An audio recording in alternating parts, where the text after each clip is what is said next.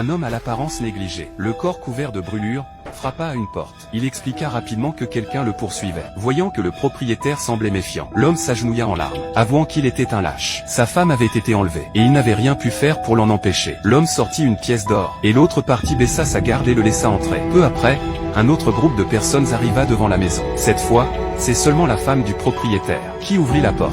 L'un des hommes se présenta comme un chasseur de vampires. Il disait traquer un vampire extrêmement dangereux. Il avertit la femme, si un inconnu venait frapper à la porte, elle ne devait surtout pas le laisser entrer, car un vampire ne peut entrer dans une maison que s'il y est invité. Voyant que la femme restait silencieuse, et que le soleil allait bientôt se coucher, ce qui rendrait la chasse aux vampires bien plus difficile, le chasseur se prépara à repartir. Avant de partir, il répéta à la femme d'être très prudente. Mais il ignorait que ce simple avertissement allait tout faire basculer. La femme referma la porte, posa calmement son fusil, et appela son mari. Mais après plusieurs appels, aucune réponse. Elle ouvrit alors la porte de la chambre, et découvrit l'étranger de tout à l'heure, et son mari, allongé sans vie sur le sol. Mais l'horreur ne faisait que commencer. Son mari, en sang, se releva lentement, et se mit à lui parler.